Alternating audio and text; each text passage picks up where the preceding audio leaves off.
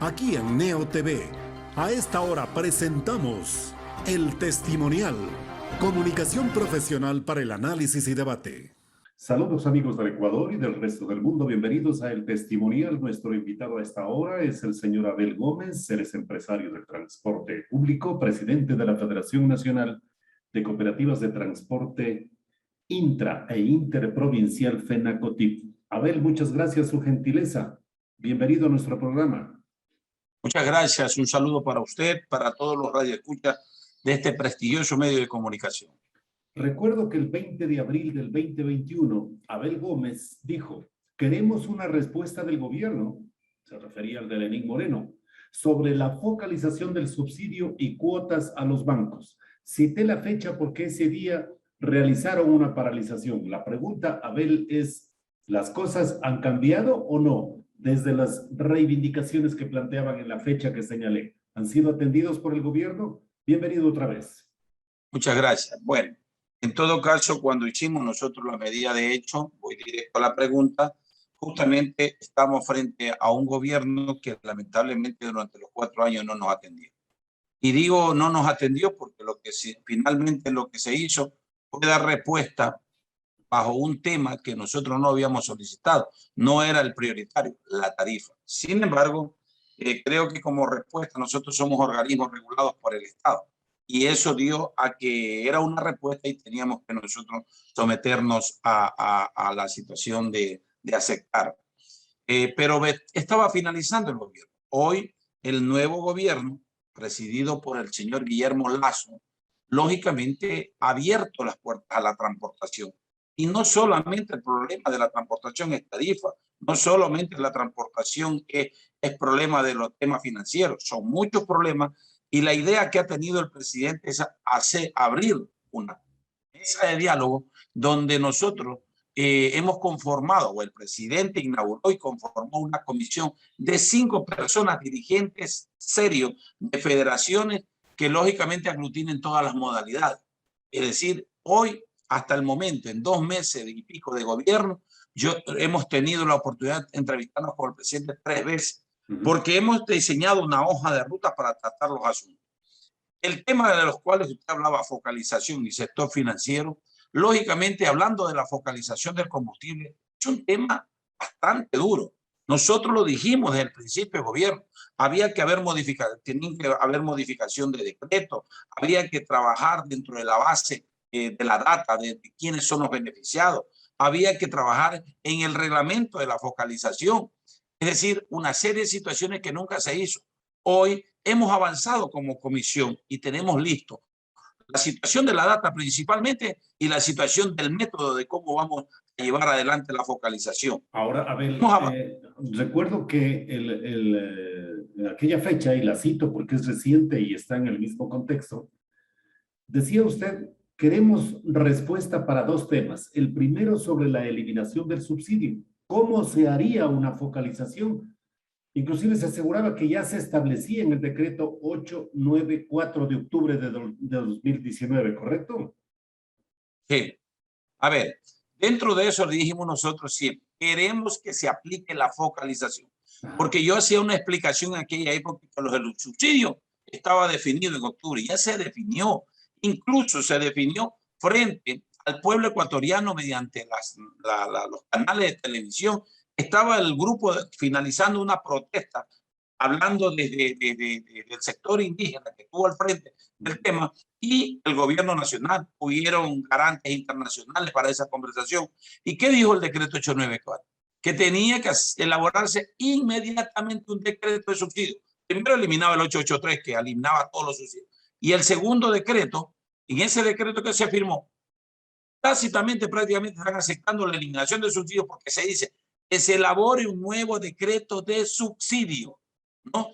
Con miras a la focalización, direccionamiento. Es decir, que supieran para qué personas eran. Finalmente dice que mientras se elabore ese decreto de subsidio, queda el decreto anterior que estaban los subsidios prácticamente funcionando. Pero ¿qué es lo que sucede con el gobierno? Eso fue lo que reclamamos. Nunca ese gobierno en su periodo, terminando su periodo, hizo el decreto, el reglamento de focalización.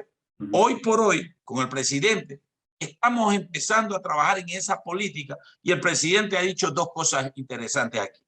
Primero, que está de acuerdo con la focalización. Segundo, que la focalización va para todo el transporte público y desde luego los grupos que verdaderamente lo necesitan. Así dice el 894, que sea para las personas que lo necesitan, para los sectores que verdaderamente allí faltan los agricultores, tienen que adherirse a los agricultores, tienen que adherirse a la pesca artesanal. Es decir, todo subsidio tiene que ser direccionado. Entonces, frente a esto, el presidente está honrando su palabra y diciendo, bueno, vamos a hacer un mecanismo donde terminemos haciendo un decreto que reforme el decreto de la banda, porque ese decreto de la banda no lo puede derogar y tiene razón. No se puede derogar todo. Tiene que ser los que no van a recibir subsidio, tienen que de cualquier forma seguir pagando lo que deben pagar. Eso dice el decreto, eso se resolvió en octubre y eso es lo que el presidente en este momento, hasta este momento, estamos avanzando en la conversación. El día viernes ha dicho claramente este tema lo vamos a terminar ya con cifras porque también discutimos de otros temas más el día de hoy. Hoy, 3 de la tarde, nos reunimos de nuevo con el presidente para definir definitivamente este asunto. Abel, ¿ustedes tienen claro cómo tendría que ser la focalización del subsidio? Bueno, el método que se ha buscado es el método tecnológico. Adicionalmente a eso, creo que dentro del tema tecnológico es simplemente hacer la práctica de la facturación. A más allá de la facturación, pues lógicamente tiene que haber una identificación de placa. Y eso el tema tecnológico lo hace. Hoy por hoy está contratada una consultora justamente para analizar, hacerse responsable, verificar y ejecutar todo este tema. Porque en cuestión a la data, nosotros ya le pasamos al gobierno, ya está constatada por la ANT, que la tenía desde luego, la constató con el SRI y desde luego en este momento está la consultora ya prácticamente procesando el tema. En eso sí, como es un tema que le decía, no es fácil porque hay que garantizar esto, la fiscal, la Contraloría, todo el mundo está encima del proceso. Tenemos personas que de cualquier forma tienen otra opinión respecto a este tema.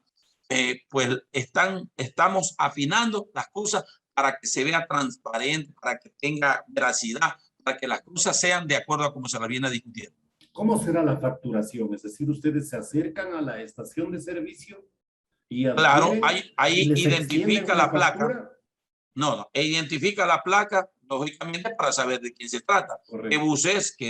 Y allí mismo, dentro de eso, se verifica el galonaje que usted tiene mensualmente asignado, no es que es abierto.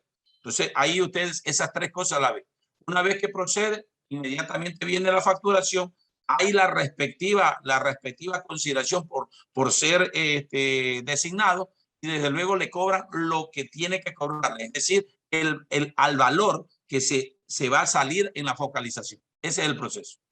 Pero ¿qué posición o qué criterio tiene usted respecto de la posición asumida por los distribuidores de derivados de combustibles, que prácticamente ellos no quieren entrar en el proceso? Bueno, más allá de que ellos deban de entrar o no entrar, cuando uno se hace cargo, voy a ponérselo como un ejemplo nuestro. Yo quisiera como transportista no querer cobrar el 50% de la tarifa porque me está perjudicando, porque el Estado no me paga, porque en realidad no nos está pagando, porque me debe 80 millones de esa partida y no me paga. Y yo mañana decido no darle el 50% a los grupos vulnerables. Yo pregunto, ¿estoy en capacidad de hacerlo? No, hay una ley, hay una constitución, somos regulados por el Estado. Gústeme o no me guste, tendré que buscar alternativas como la estamos buscando con el gobierno, pero yo no puedo dejar de cumplir algo que le beneficia al ciudadano. Es decir, la misma situación en los señores. Si los señores distribuidores de combustible están trabajando con el Estado, para el Estado, con el Estado, de recursos del Estado, de un combustible que pertenece al Estado, pues mal diría yo que puedan decir, no, no quiero esto, no es lo que él quiere. La política pública está en manos del régimen de turno, es decir, de la que el Estado tiene y ha elaborado y de la que el nuevo régimen tiene como solución para el Estado. Por algo elegimos gobierno. El gobierno son los que generan las políticas públicas en todos los segmentos y en hidrocarburos. Lógicamente tienen que implementarlo. El primer mandatario tiene sus ministros y ellos han estudiado el tema como deben de estudiarlo para ponerlo en práctica. ¿Hay algún espacio de sacrificio del sector del transporte cuando hablamos de focalización del subsidio? ¿Hay algún sacrificio, me refiero yo, al resto de ecuatorianos y ecuatorianas que precisamente se resisten a un incremento permanente de combustibles? Porque no solamente protestan ustedes, también los sectores productivos que en los mercados encuentran o presentan productos mucho más elevados y es un buen pretexto precisamente para motivar efectos en la inflación. A ver. Ya, voy a dar una premisa que a mí no me gusta hablar porque eso es generar a cierto punto polémica, controversia, hasta cierto punto puede haber alguna mala interpretación, pero voy a ser muy específico. El subsidio se creó en su debido tiempo, en los años que se creó, para un beneficio de todos los ecuatorianos, todos. Ahí no hubo excepción de transportistas, era para todos los ecuatorianos. Segundo, dentro de esto, sirvió por pocos años a ese grupo de todos los ecuatorianos, por muy pocos años. Es decir, su objetivo para el cual se lo creó, lamentablemente ya no siguió funcionando. ¿Para quién siguió funcionando? Desgraciadamente para los grupos que andaban contrabandeando el combustible, que existe el contrabando del combustible, y adicionalmente beneficiando hasta el narcotráfico. Esa es la realidad. Pero en la economía del ciudadano se acostumbró a estar con ese valor subsidiado y ha elaborado su presupuesto anual, mensual, trimestral o diario, el ciudadano, con ese valor de combustible. El combustible, el subsidio en los actuales momentos no es un negocio ni para el Estado ni para el ciudadano, porque lo que se paga en subsidio, escúcheme bien, se está dejando de hacer obras para el propio ciudadano que son más beneficiosas. En este momento, el único estrago que tiene el ciudadano es que le sube el valor del combustible que está dentro de su presupuesto diario y lógicamente esa persona pues protesta porque le quitan el diario. Pero si analizamos la situación del pago, estamos pagando por partida doble. El uno que es para que me den el subsidio y el otro que la plata se está yendo para otro lado. Es decir, se está yendo a manos y no debe de irse. Entonces, ¿quién paga finalmente la cuestión del subsidio? El propio ciudadano, por partida doble. Entonces, frente a esto, si hablamos económicamente, el subsidio lamentablemente ya no es un beneficio para el país, es un perjuicio. Hoy por hoy los ciudadanos lo que dicen es que, oiga, sí, tiene razón, pero lo que en este momento tenemos es un estrago o un impacto en mi economía porque yo tenía presupuestada mi economía bajo un valor que me daba subsidiariamente el Estado. A eso hay que arreglarle el problema. Por eso digo, tenemos que ir saliendo paulatinamente, focalizando, es decir, para quien lo necesita, pero cerrar la puerta para quien no lo necesita, porque aquí hay mucha evasión. Esa es la realidad del subsidio. Por lo tanto, bajo esa filosofía, bajo esa analogía, nosotros estamos caminando a que esto sí va a darse la focalización. Sí vamos a empezar con los transportistas, con todas las modalidades, que eso es otra conquista que el presidente dio. Vamos a entrar porque 10 se les 10. Y también van a haber otros beneficios que verdaderamente equilibre la economía, no que se gaste más plata. Y nosotros estamos en esa vía. Pero en este momento tenemos que empezar con lo que ya se prometió, focalización, y es lo que estamos por culminar. ¿El camino de la compensación hubiese sido mejor para ustedes? La compensación a nosotros nos traería una experiencia bárbara. Por la situación del 50% del subsidio que nosotros le damos a los grupos vulnerables en la tarifa, porque lo estamos subsidiando, los transportistas, eso hablo del transporte público, el pesado no entra, ni el comercial, ni el taxista. Pero nosotros tenemos experiencia bárbara. No deben 80 billones desde el 2014. Ahorita no nos están pagando absolutamente nada. Es decir, el gobierno sabe que nosotros estamos subsidiando. Estoy hablando del urbano, el intra y el interprovincial. Somos los únicos que dan el 50% de la tarifa. No nos pagan y por último nos den 80 millones. Yo le pregunto, ¿cómo yo le digo al Estado, no hay problema, compénsenme? Ahora, si es verdad que con el presidente vamos a hacer algunos temas, porque yo le decía, la comisión es permanente durante todo el periodo, vamos a ir estudiando las cosas paulatinamente, es para que no impacte al pueblo. Y esto es una cosa muy importante. Al ciudadano, a todas las personas que no estén equivocadas. El subsidio no es para los transportistas, el subsidio es para librarle el impacto al ciudadano. Nosotros tratamos lo posible de que la focalización se dé, es para que nosotros no le traslademos ese costo al ciudadano, al usuario final. No queremos subir tarifas por el tema de diésel, el gobierno lo puede solucionar, pero si no lo soluciona, dígame usted qué hago yo. no puedo perder plata. Yo tengo que trasladárselo al ciudadano y lo primero es revisión tarifaria, ¿no es así? Entonces, que se quede claro. No, hay muchos, por ahí personas que no conocen muy el tiempo, que los transportistas tienen para ellos el subsidio. No, nosotros estamos más bien al contrario, no queremos subsidios.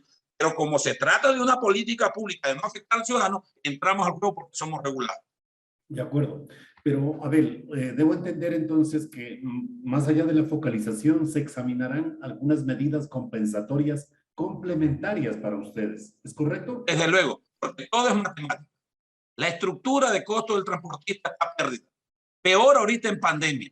En la pandemia estamos por debajo del 50% de los ingresos. Eso significa que no estamos pudiendo dar el servicio que debemos de dar versus la situación de los pagos que tenemos que dar por esos servicios. Entonces, si le decimos al presidente, estamos, pero ¿qué negocio va a aguantar en pérdida? Hoy por hoy con restricciones, hoy por hoy que el gobierno por cuidar la salud, lógicamente me tiene con el 50% de frecuencia, me tiene con el 75% de aforo. Entonces, frente a esa situación, presidente, ¿qué hago? Aquí tengo un problema. Entonces, el presidente, ¿qué me dice? Bueno, vamos a estudiar un método para que no vayas a afectar, para que no vayas a quebrar. Entonces, esas son las negociaciones que estamos. Es todo por el ciudadano. Es como que el bananero entró ahorita, por ejemplo, se nombró una persona especial, Juan José Pons, me parece que está dentro del tema bananero, porque por salvar, porque viene una peste, porque viene a afectar una economía de un país. Se están tratando de controlar eso. Lo mismo tiene que controlar los sectores, porque se puede quedar sin movilidad, porque puede afectar al ciudadano que no hay transporte. Mire lo que sucedió en Guayaquil. Una medida inteligente dentro del tema, que dijeron, no vamos a dejar de servir, pero vamos a servir hasta cuando nos alcance el bolsillo. Y eso afecta al ciudadano. Entonces, lo que no queremos es eso. Lo que queremos es servir 100% con eficiencia, con calidez, con responsabilidad, pero tenemos que recibir ayuda porque nosotros somos empresa privada, finalmente los que ponemos el dinero y no tenemos para salir adelante en ese tema. Frente a eso, por eso hay un diálogo permanente donde ambos nos vamos a dar la mano y de luego con compensaciones que benefician la estructura de costos para que no perjudique al ciudadano. Abel, el tema de la tarifa era terriblemente afectativo para los sectores populares, pero Totalmente. en el ideal, ¿cuál hubiese sido la tarifa si se asumió ese camino? No, pues matemáticamente nosotros dentro de la estructura de costos habíamos dicho en principio que eso afectaba el 43%. Eso es lo que tenía que subir la tarifa. Después se quedó con el gobierno al 25% y luego el gobierno dijo nomás el 15%. O sea, esto no es un negocio de andar pactando, porque yo no estoy recibiendo una ganancia, como dice, a favor, por el tema del pago del ciudadano. No. La estructura de costos es técnica, jurídica. Se tiene que cumplir los parámetros estudiados y se hace un cálculo tarifario que se llama para que finalmente salga una tarifa para el ciudadano bien estructurada. Es decir, no pagar más de lo que debe de pagarse. Eso se llama cálculo tarifario. El gobierno de turno que viene y se pone al frente diciendo vamos a negociar, ese gobierno es irresponsable. ¿Por qué? Porque legalmente está queriendo perjudicar a uno para beneficiarlo, porque políticamente se quieren beneficiar con el ciudadano, no le dicen la verdad, o en su efecto, no le aplican al que hace el transporte, no le aplican las verdaderas beneficios que debe llevar para que no impacte al ciudadano. No, dicen vamos a negociar. Nosotros no, nosotros somos operadores del gobierno, somos gente que da servicios públicos, nosotros no podemos hacer lo que nos da la gana, el gobierno nos controla y nos regula, pero cuando llegan a las tarifas, es que ese tema es caliente, es político, mira que el ciudadano no, tiene que asumir responsabilidades revisando los costos operativos del transporte y tratando de buscar una política para que no afecte al ciudadano. Para eso se los elige. Lamentablemente no asumen la responsabilidad. Y en el transporte urbano termino en esto. Hay alcaldes, la mayoría es irresponsable, que hoy por hoy al transporte urbano no le revisan el cuadro tarifario porque ya se están eligiendo en este momento. Lo mismo de octubre pasó. Ellos nunca salieron a decirle nada al gobierno como AME. Simplemente acá, que las organizaciones sociales protesten. ¿Y cuál es la responsabilidad de ese ciudadano que se lo elige para que pelee por su pueblo, para que converse con el gobierno, para que genere política? Lamentablemente somos irresponsables los que elegimos que no asumen su rol. Son pocos los que asumen la responsabilidad. Y ese es el problema de hoy. Siempre nosotros los ciudadanos como dirigentes y tenemos hasta... Abel, ¿Cuáles son los alcaldes que cumplen con su responsabilidad en materia de manejo y administración del transporte público en cada uno de sus localidades? Este tema, esperamos culminar este tema por beneficio del ciudadano, del ecuatoriano, no de nosotros los transportistas, porque nosotros vamos a continuar permanentemente acá. Abel, ¿cuáles son los alcaldes que cumplen verdaderamente con sus obligaciones en cuanto al manejo y responsabilidad administrativa del transporte público? Usted dice que en su mayoría no lo hacen, por lo menos mencionemos quiénes sí cumplen. Bueno, en cuanto a los gremios, cada quien maneja su federación. Claro. Yo en eso sí tengo que hasta cierto punto agradecer ese empeño de la dirigencia del urbano, de la dirigencia del transporte pesado, de la dirigencia del taxismo, de la dirigencia de las camionetas, de la dirigencia del escolar, de la dirigencia de todas las modalidades que hacemos transporte como dirigente, pero nosotros somos organismos gremiales de unir al país y de defensa de clase. Nosotros lo que hacemos es trasladar la voz de este gran sector hacia el gobierno para que de cualquier forma en una comunicación fluida de intención de querer sacar adelante el problema, con el gobierno la podamos encontrar y darle beneficio y respuesta a la gente. Eso somos. Nosotros los alcances son gremiales y de defensa de clase. Eso hacemos. Nosotros no tenemos ninguna situación como un alcalde, como un prefecto. Nosotros no servimos a la función pública. Hablamos con la función pública. Hacemos una actividad como función pública, pero somos privados porque finalmente nosotros ponemos el dinero, la inversión y todo el costo que luego si el gobierno no nos da, tenemos que asumirlo nosotros. De acuerdo, Abel, muy claro la apreciación que usted señala. Pero sí es importante también que aclare al país por qué se deja de lado el sistema tarifario en un caso y en otro se exige a los alcaldes que cumplan con nuevos esquemas tarifarios para la transportación pública. Explíquenos un poco esta paradoja. El transporte interprovincial, el que yo represento, me regula la Agencia Nacional por ser interprovincial. Con las competencias que se dieron en los cantones, los alcaldes son los que tienen esa competencia de acuerdo a la Constitución. Okay. Los alcaldes han asumido la competencia en tránsito y transporte, porque eso lo dice la Constitución y la ley. Lamentablemente, solamente hacen lo que hasta cierto punto, digo yo, les conviene. Es decir, la carne. Pero cuando se trata de tarifa, no, eso tenemos que tener un cálculo tarifario. El cálculo tarifario tiene que hacerlo la Agencia Nacional. Claro. Hoy ya va a haber el cálculo tarifario. Y ahí espero que dentro de ese cálculo tarifario todos los alcaldes asuman una gran responsabilidad. El transporte urbano del 2003 no se le revisa tarifa. Eso es una condena, por el amor a Dios. Claro, es verdad, el ciudadano en las entrevistas me han dicho ciudadanos, pero es que dan un servicio a precio. Esa es otra cosa. Eso hay que exigirle al transportista que cumpla con un servicio eficiente de calidad y con una inversión para que el pasajero reciba un trato que se merece versus esa tarifa que le va a dar, porque usted está recibiendo un pago por el servicio que tiene que dar, ¿no es cierto? Entonces, no podemos, tenemos que separar los temas. Una cosa es que el transportista cumpla con lo suyo y otra cosa es que al transportista le cumplan también lo suyo, porque esto es un mecanismo de coordinación entre la autoridad y nosotros los regulados. Eso es lo que debe haber, pero lamentablemente a veces llegan a los gobiernos, tanto nacionales, provinciales y locales, gente que no sabe ni dónde está parada en cuestión de movilidad, en cuestión de tránsito y transporte. Lamentablemente eso, y nos arroja estas actitudes de que porque que políticamente nos perjudica al alcalde, no se ponga a revisar el cuadro tarifario y no sabe que está haciendo una bola de nieve que le va a perjudicar a su propio edil. A ver, ¿cómo se ha comportado la banca privada con ustedes en esta época de pandemia sobre todo? ¿Qué le puedo decir? Yo tengo que ser sincero. La banca lamentablemente no ha colaborado con la pandemia para nosotros. No ha colaborado con nosotros. Él ha hecho su negocio, nos ha ayudado a dar los créditos, pero ha trabajado prácticamente, diría yo, como que no estuviéramos en pandemia. Hoy todavía estamos en pandemia. Por eso estamos bajo el 50% de ingresos. Y la gente no, o sea, la gente de la banca no ve esa situación. Mire que nosotros propusimos la situación, impulsamos la ley de ayuda humanitaria. Pregunto yo, ¿qué se sacó ahí en esa? Cuando se hablaba expresamente de que tenía que haber un tratamiento especial para reactivar el país. Dejó en consideración, los asambleístas se prestaron para eso. Simplemente quedó en que el banco podrán, dice, podrán llegar a un acuerdo con el cliente.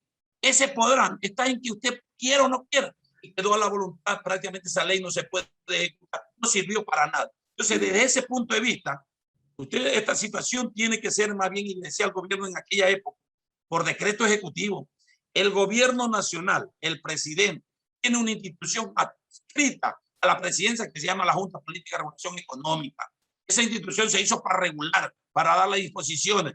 El inversionista, lamentablemente, de los bancos, siempre está maniatado a una ley que siempre están atrás y la protegen, tanto que la ley del sistema financiero, donde ahí prácticamente controla todo. Y simplemente le dicen al gobierno de turno, no se puede porque la ley lo prohíbe.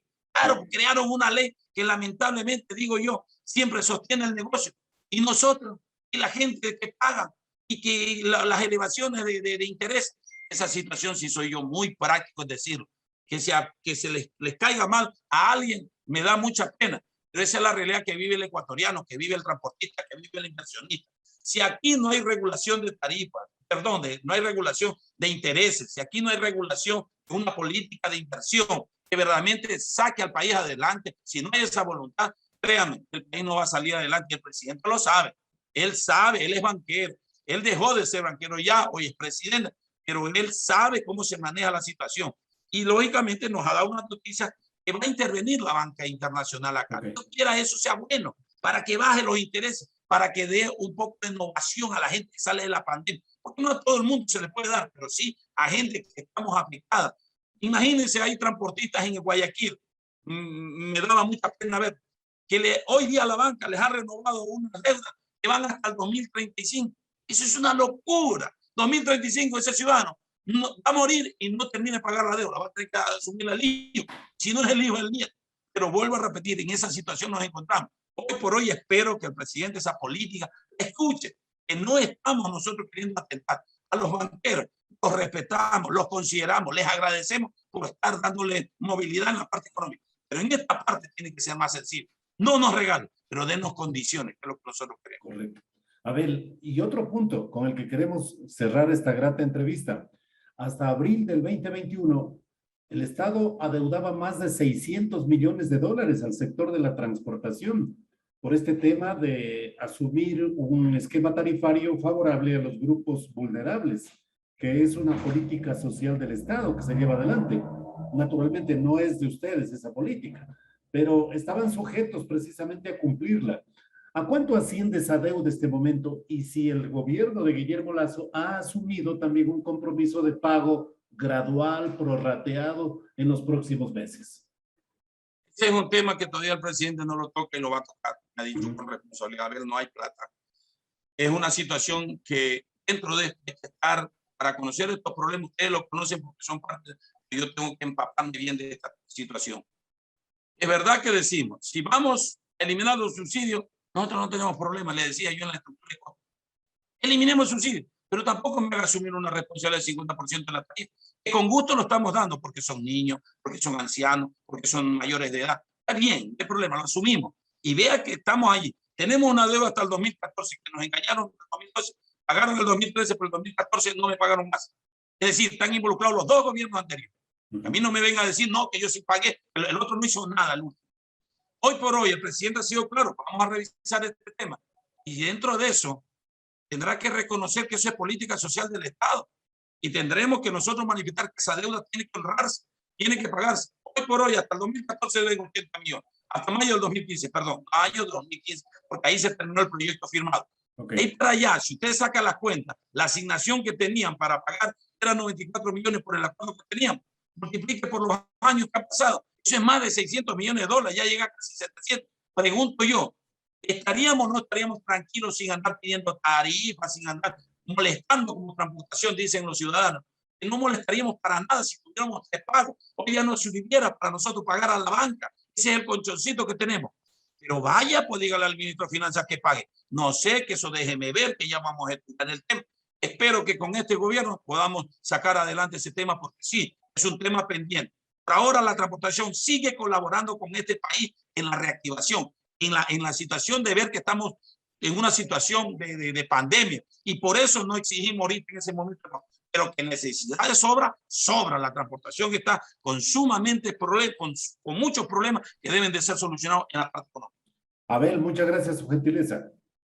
Muchas gracias a usted y creo que es una muy buena conversación que hemos tenido para que el ciudadano conozca la realidad y vamos a seguir conversando porque estos temas no nos quedan aquí. Tenemos que seguir como buenos ciudadanos reactivando este país.